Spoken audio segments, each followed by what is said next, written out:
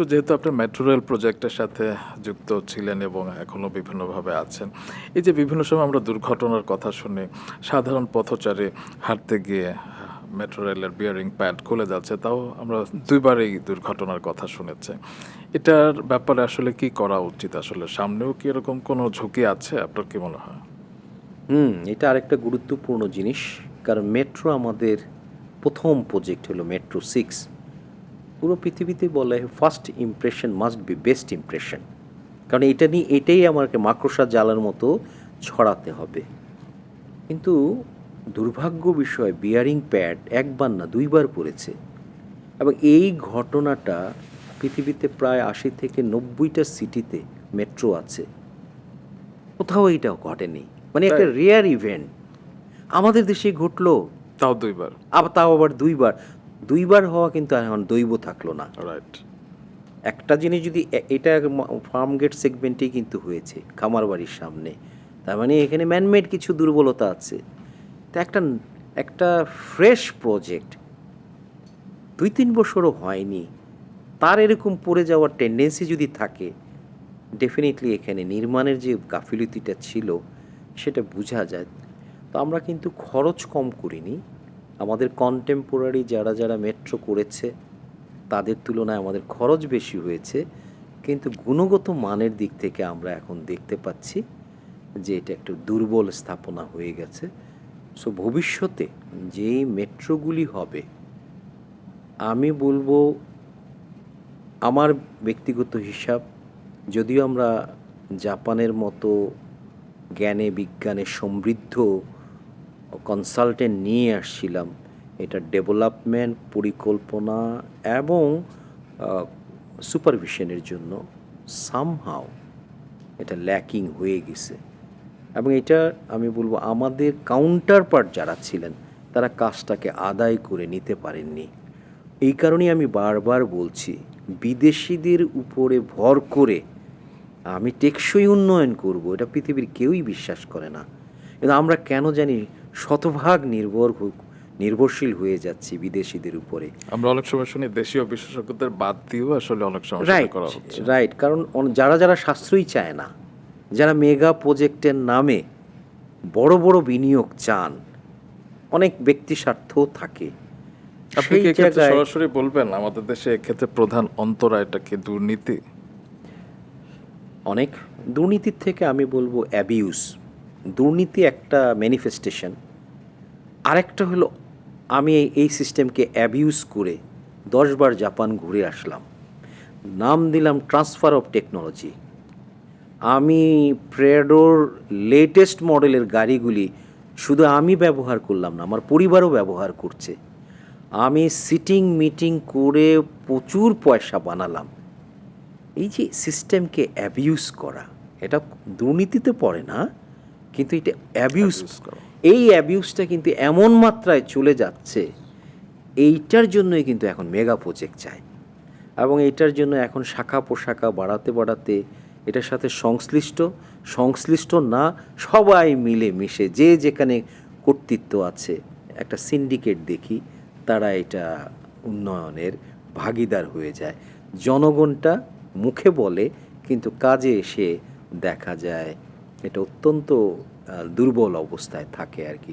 So আমি তখন বলবো আমাদের আশেপাশে যারাই বানিয়েছে সাশ্রয়ী মূল্যে বানিয়েছে, তাদেরটা টেকসই হবে।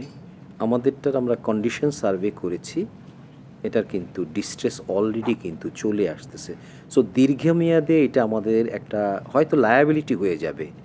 যেই অ্যাসেটটা 20 থেকে 25 বছর মেইনটেনেন্স ফ্রি আমি সেবাটা দিয়ে অনেক ইনকাম করতে পারতাম, প্রথম থেকেই যদি আমার মেইনটেনেন্সটা ফ্রিকোয়েন্টলি করতে হয়, এইটা তো তখন শ্বেত হস্তির মতন হয়ে যাবে। এটা যদি হয়ে যায়, আমার মনে হয় এই জায়গায় একটা অ্যাকাউন্টেবিলিটি এস্টাবলিশ করা উচিত। কারা কারা জড়িত ছিল, তারা কেন দেখেনি, এবং পরেরটার মধ্যে এই জিনিসের পুনরাবৃত্তি যেন না হয়, জানা লোককে বসাতে হবে।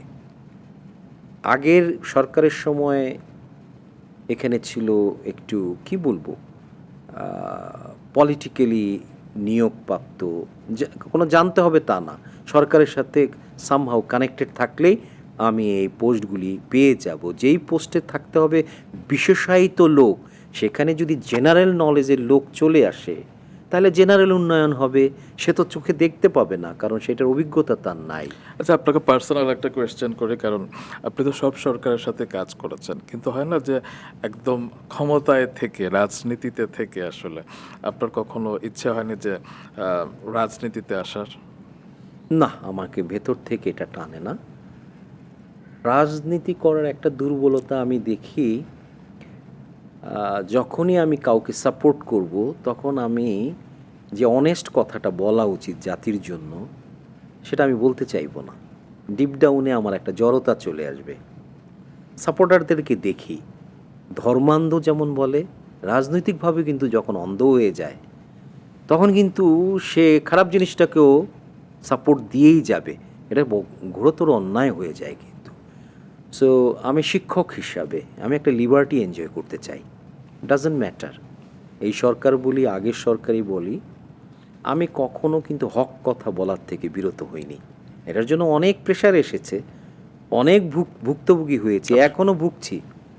কিন্তু জাতির সামনে সৎ কথা বলার জন্য আমাকে একটা ইন্ডিপেন্ডেন্ট পথেই হাঁটতে হবে। আমি কোনো একটা সাইড লাইনে যদি চলে যাই তখন অনেক সময় হয় কি, এটার প্লাস পয়েন্ট আছে, আমি বাইরে থেকে খুব একটা কাজ করতে পারবো না।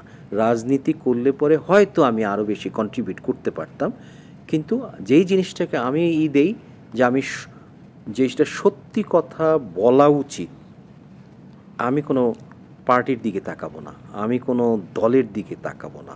বিজ্ঞান আমাকে যেটা বলবে আমি সেটা বলতে চাইবো। এটা হয়তো তেতা লাগতে পারে, কিন্তু আমি বলবো। কিন্তু আমি যদি সরকারের কোনো রাজনৈতিক কোনো দর্শনে বিশ্বাস করি তখন কিন্তু আমি আবার চুপ হয়ে যাব। আমি জানি না, সাপোর্টারদের পক্ষে আমি এইটাই বলবো, বিরোধী দলে গেলে একরকম আমি চোখে দেখি, আমি যখন সরকারে যখন যাই তখন দেখি টোটালি ডিফারেন্ট হয়ে যায়। এটা কেন হলো? ওই যে সাপোর্ট করি, সাপোর্ট করলে অনেকটা অন্ধবিশ্বাস চলে আসে। তার মানে আমরা আশা করতে পারি আপনি যেহেতু বর্তমান প্রধানমন্ত্রী তারেক রহমানের সাথে কাজ করছেন, তার কোনো ভুল হলেও আপনি ধরিয়ে দেবেন আমাদের পক্ষ অবশ্যই থেকে। সেই সৎ সাহসটা আছে। ওনারা নিতে পারবেন কি পারবেন না ডাজন্ট ম্যাটার, যেটা ভালো হওয়া উচিত হয়তো পাবলিক মিডিয়াতে না বলে আমি হয়তো ব্যাকগ্রাউন্ডে বলতে পারি, না এটা ঠিক হচ্ছে না, এটা আমাদের এইভাবে হলে পরে ভালো হবে, আপনারা চিন্তা করে দেখেন। কিন্তু আস্তে আস্তে যে প্রতিটা সরকারই দেখা যায় শেষের দিকে এসে নিজেরাই বিশেষজ্ঞ হয়ে যায়। সমস্যাটা হয়ে যায় তখন, না এই ধরনের যারা যারা ল্যাটারালি কথা বলে তারা প্রগতি বিরোধী, খুব তাড়াতাড়ি হয়ে যায়। আর নিজেদের কাছে তখন মনে হয় যে প্রতিটা মেগা প্রজেক্টের দেখা যায় অনেক বেশি সাপোর্ট পাওয়া যাচ্ছে, মানুষ দেখে, বড় বড় প্রজেক্টগুলি দেখে, কিন্তু এইটার লিগেসিটা কী, এটার বার্ডেনটা কী, এটার প্রোডাক্টিভিটিটা কী, এটার সাস্টেনেবিলিটিটা কী, ওরা কিন্তু দেখে না। সো এই জিনিসটা তখন এই লাইনের যারা, তারা যদি সত্যিকার অর্থে কনস্ট্রাকটিভ ক্রিটিসিজম, নট দ্যাট, ওই যে বিরোধী দল হলে কিন্তু অনেক সময় কনস্ট্রাকটিভ ক্রিটিসিজম করতে পারে না, আবার দল হলে পরেও সেও কিন্তু অ্যালাইন করে কথা বলে।